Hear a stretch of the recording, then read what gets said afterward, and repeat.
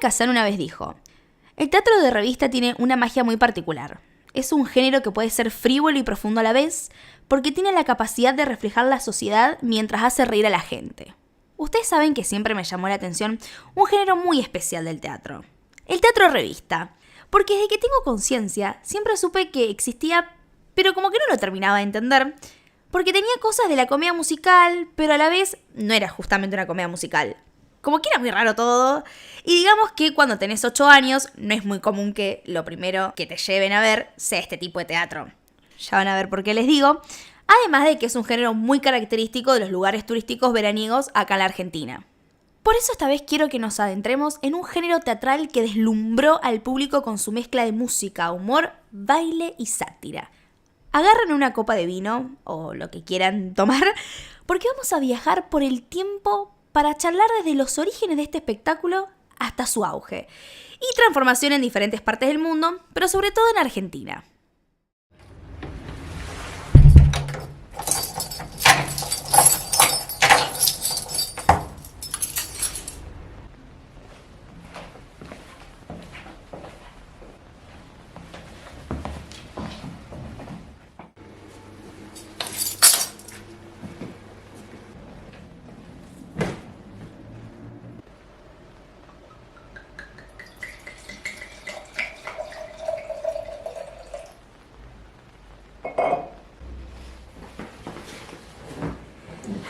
Ahora sí, contame, ¿qué te pareció la obra? Esto es Cenita Pofunción, conducido por Irina Petrisac, el podcast sobre teatro de Euforia Producciones. Para entender el teatro de revista, mejor conocido como una comedia de puertas, hay que remontarse a los espectáculos que mezclaban música, danza y humor desde el siglo XIX. Es un género que, visto desde Argentina, es importado, más que nada de Francia, del famosísimo Moulin Rouge de París, y de Estados Unidos, países donde justamente triunfaban los espectáculos de vodevil. Como claro ejemplo, entretuvo a los yanquis durante su prosperidad económica post Primera Guerra Mundial, situación que popularizó la revista entre 1930-40, conocido como la época dorada. En sí, el teatro revista es un género dramático de la comedia que combina sketches cómicos, números musicales, monólogos y la sátira política o social, siempre con un tono ligero y con mucha picardía, y se caracteriza por ofrecer un espectáculo variado de bajo costo. Podemos decir que cumple con las 3 B largas: bueno, bonito y barato. Se solían, y de hecho se suelen, presentar sobre todo en teatros, casas de burlesque y cabarets promocionados con imágenes eróticas en las que aparecían mujeres con cuerpos exuberantes y muy poca ropa. A medida que pasaban los años, la revista empezó a centrar su espectáculo en un personaje femenino específico, que fuera muy hermosa y talentosa, y así surge la vedette. Uno de los sellos de la revista era la estructura del espectáculo. Se organizaba en actos independientes, números cómicos, que serían los monólogos y sketch con un humor pícaro, los famosos bailes llamativos que tienen tanto coreografías como vestuarios espectaculares extravagantes. Generalmente estos cuerpos de baile estaban formados por rangos en 4 líneas: bailarines femeninos o masculinos con formación clásica, y en las demás filas las coristas, que generalmente no habían estudiado para bailarina. También había modelos que no bailaban y que lo que hacían era bajar las escaleras de los teatros para lucir sus trajes, y después están los famosos boys que se reven en la serie de Chris Miró. Estos también estaban en el espectáculo para mostrar sus trajes súper glamurosos. También contaban con la sátira política, que obviamente su fin era reírse de los políticos y de los eventos actuales. Y por último, la atracción principal del espectáculo: las famosísimas vedettes. Es un término que en francés significa figura destacada o estrella. Y como para que no, si estas eran la cara, el alma y la figura magnética de la revista. Sobre todo porque tenían todo: el carisma, la presencia escénica, el talento, porque muchas eran bailarinas, modelos o actrices, y la belleza, muy importante para el rubro. Lo cual es maravilloso porque siempre se solía pensar que las vedettes eran solo bonitas y que estaban solo para lo visual, pero demostradísimo que aparte de la sensualidad había que tener otras cosas. Y como para que no, porque no debe ser nada fácil a nivel de pisada escénica, ¿no? Salir al escenario de un teatro a darlo todo frente a cientos de personas casi desnuda sobre unos tacos agujas y hacer un cuadro musical. Ni hablar que de estos espectáculos muchas vedettes se volvieron figuras de la farándula, íconos de modas o de la cultura popular. Un claro ejemplo es Moria Kazan, conocidísima acá en Argentina. De hecho, ella una vez dijo: las vedettes somos un símbolo de libertad, de desinhibición y sobre todo de poder. Esta cita me viene perfecto para decir que las vedettes tuvieron un rol clave en la sociedad. Básicamente, rompieron con muchos tabúes al salir al escenario con poca ropa y al hacer coreografías sensuales, que si bien hoy en día esto es algo mucho más natural, esto que cada mujer viva su sensualidad como quiera, pero para esa época la sociedad era bastante conservadora y ellas tuvieron que defender su lugar de trabajo en un ámbito bastante dominado por hombres no tan copados. Podemos decir que fue todo un cambio de paradigma en este aspecto. A medida que este género se fue popularizando, tomó diferentes formas en distintos países, incluso en Argentina, que supo ser un clásico del teatro porteño y protagonista de La Calle Corrientes, de la cual hay un episodio en el canal, y durante décadas, literalmente, era un planazo si vas a Capital Federal. La clase media popular argenta no buscaba hacerle frente al poder como tal, sino que prefería criticarlo o parodiarlo. De ahí que sus monólogos no fueran revolucionarios, sino conservadores e irónicos, y que los recursos de los temas políticos no fueron críticos. Esto hacía más que nada que los cómicos y el público fueran una especie de compinches donde la gente era bastante indiferente a eso que sucedía afuera. Después de todo, el teatro revista no solo es el lugar de la desinhibición controlada, sino del reflejo de una parte de la sociedad, que toma la realidad sociopolítica como algo externo e impuesto desde arriba, de lo cual estos no son responsables y por ende no intervienen. Por otro lado, estaban los directores y productores de las revistas, que solían ser los mismos empresarios de las salas. Si bien este género era bastante taquillero y tenía peso en la vida social y teatral del país, se lo desvalorizaba estéticamente y muchos de estos empresarios, e incluso artistas, preferían hacer otros géneros o se iban a otros medios como la radio o el cine. Igualmente esto no hace más que mostrarnos que la revista era un gran semillero de fama y contacto para hacerse un lugar en el medio artístico argento. Un poco lo que Tinelli fue con el Bailando en su momento.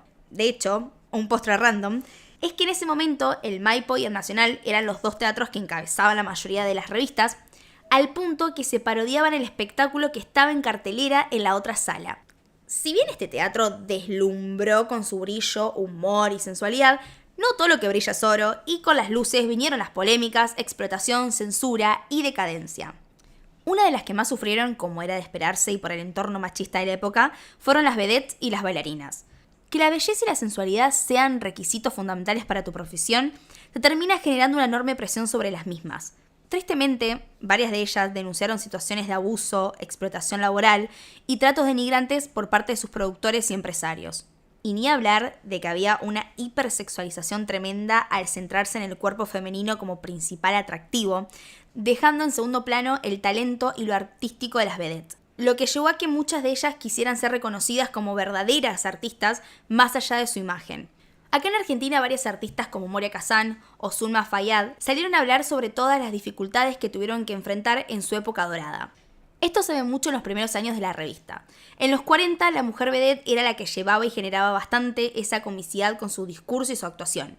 En los 50, se la desplaza como cancionista, ya que se pasa a la figura masculina del chansonnier y la mujer en el rol de la conducción se va perdiendo y ahí es donde su cuerpo pasa a ser soporte de la comicidad masculina. Si hay algo que le faltaba a toda esta trama, era un poquito de mafia. De hecho, en algunos países, la revista estuvo ligada a redes de corrupción que obvio favorecían a los políticos y manejes turbios dentro de la industria del entretenimiento. Otro postre random, pero turbio, se sabe que ciertos teatros fueron utilizados como tapaderas para negocios ilícitos. Divino todo. Y como era de esperarse, las condiciones laborales eran bastante precarias. Muchas bailarinas, actores y otros trabajadores del teatro han denunciado sueldos bajos, pagos irregulares y largas jornadas de trabajo sin derecho laboral. Aunque la revista se caracterizaba por su tono picaresco y atrevido, en distintos momentos de la historia fue objeto de censura por parte de gobiernos o instituciones religiosas, lo que limitaba la libertad creativa de sus artistas. Pero como todo en la historia del arte, el teatro revista también tuvo su declive desde los 80, más que nada con la llegada de la televisión y el cine, cuestión que hizo que el público cambie sus preferencias. es que cuando la tele comenzó a masificarse ya ofreciendo un nuevo tipo de entretenimiento accesible para todos, sin necesidad de salir de casa, y ni hablar cuando los programas de variedades y comedia replicaron el formato del teatro revista pero con producciones más dinámicas y sin tener que pagar una entrada, muchas de las estrellas de la revista migraron a la televisión, llevándose con ellas al público. Y a esto se le suma el cine, que ofrecía películas con grandes producciones y de mejor calidad visual, lo que hizo que los espectáculos teatrales parecieran menos impresionantes en comparación. Un claro ejemplo de esto, a nivel argento, fue cuando figuras como Jorge Porcel y Alberto Olmedo, que eran estrellas taquilleras del teatro de revista, se trasladaron a la televisión y al cine y siguieron siendo taquilleros. A todo esto se le suma una crisis económica, porque a medida que el público disminuía, los empresarios del teatro de revista dejaron de invertir en grandes producciones, lo que también provocó una caída en la calidad de los espectáculos. Menos inversión en vestuario, escenografías y orquestas en vivo, guiones repetitivos y fórmulas gastadas que ya la verdad no sorprendían al público. Salas vacías, lo que obligaba a bajar el precio de las entradas y reducir la rentabilidad de las obras. Y con la intención de mantenerse vigente, muchos de los espectáculos recurrieron a lo más bajo de lo bajo: la hipersexualización y el morbo. En Argentina y México las revistas dejaron de ser producciones artísticas de alto nivel y se convirtieron en espectáculos de humor básicos y desnudos explícitos, lo que hizo que la erotización se vuelva el plato principal del espectáculo, dejando en segundo plano al musical y al humor. Es más, en los famosos 90 argentos, los espectáculos de revistas eran famosos por compartir con la gente un fuerte contenido erótico y por estar protagonizados por cómicos y vedettes que usaban el morbo como marketing publicitario. Otro postre random es que en el México de los 80, los espectáculos de revistas comenzaron a incorporar más desnudos y escenas eróticas para competir con el cine de ficheras, un género que combinaba justamente comedia vulgar con erotismo. Con el correr de los años, transformaciones y cambios de paradigmas, la revista se fue opacando. A las miserias presupuestarias se le sumó encima la falta de deseo de espiar en esos escenarios aquello que era considerado pecaminoso en la vida cotidiana. Cuando el sexo se liberó y estuvo al alcance de todos, por decirlo de alguna manera, y de todos los medios, lo que hizo que ese estilo de sensualidad y brillo sea un tabú o algo novedoso. Y en el caso de Argentina, a la poca oferta de revistas se le sumó más competencia, como los shows de imitadores con magos, las obras musicales y opciones de varieté y de music hall, las cuales también tenían monólogos intercalados con el baile y el canto, pero con otra lógica. Sin embargo, y contra todo pronóstico, el teatro revista como que resurgió. Obvio, no es el mismo fenómeno masivo que fue en su momento, pero su influencia sigue presente. Y acá voy a dejar los últimos postres random del episodio. Hoy esta influencia se ve mucho en algunos musicales de gran producción, como los de Broadway o el West End, espectáculos de cabaret y burlesque moderno, como los de Dita Von Teese, y espectáculos de variedades y stand-up comedy, que mantienen la tradición de la sátira y el humor irreverente. En fin, hay todo un debate sobre el teatro de revista que sigue vigente.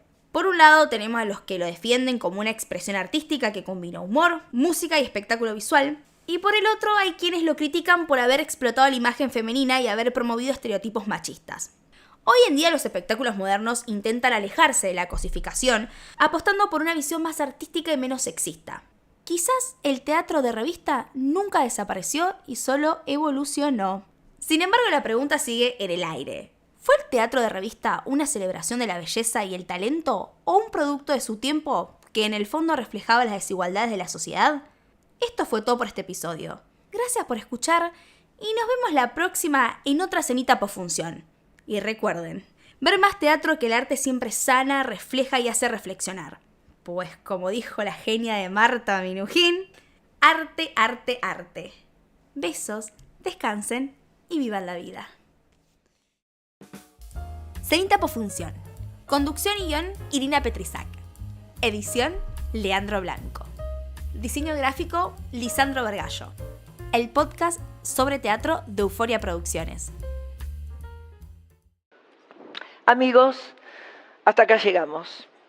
Pero antes de irnos, permítanme una reflexión. Hay gente, yo sé bien, lo que es vivir de fiesta en fiesta. Y también sé lo que es llegar sola a casa, con temblores en el cuerpo y en el alma. Pero ¿saben qué? La fiesta también es eso. La vida también es eso. Hay que estar en el agujero para salir del agujero. Hay que vivirlo todo, claro que sí. Hay que saber estar arriba y abajo, adelante y atrás. Hay que transitarlo todo, todo, todo, todo. La vida es una fiesta y hay que bebérsela. Yo he sido de todo y probado de todo. ¿Y qué? Pasé de la Facultad de Derecho a la revista porteña en el mismo día. De usar trajecito sastre a desnudarme en un escenario. De repeler la tecnología, usar celular, Twitter y hasta bloguera soy. Y de pasar noches desenfrenadas a refugiarme en los brazos y en las sonrisas de mis seres queridos. He dado muchas vueltas, pero en el fondo mi mente siempre supo lo que yo quería. Y por fin ahora mi corazón puede permitirse las más suaves voces del amor. Hay que entrar en el agujero para salir del agujero. Y ante ustedes, hermanos, confieso que he pecado mucho, mucho, mucho, mucho. Hay que vivirlo todo, eso sí, todo, todo, y tocar fondo. Más adentro, sin miedo, aunque a veces duela, en la salud y en la enfermedad, todos los días de tu puta vida, para que cuando te llegue la hora puedas decir a toda voz, si yo he vivido, yo estuve en el agujero, y ustedes saben muy bien que yo estuve en el agujero como tantos, pero elijo salir todos los días, elijo la vida, elijo el disfrute, elijo la celebración, elijo a mi hija, elijo a mis nietos, elijo a mi familia, elijo a mis amigos, y elijo el escenario para quererlos y entretenerlas.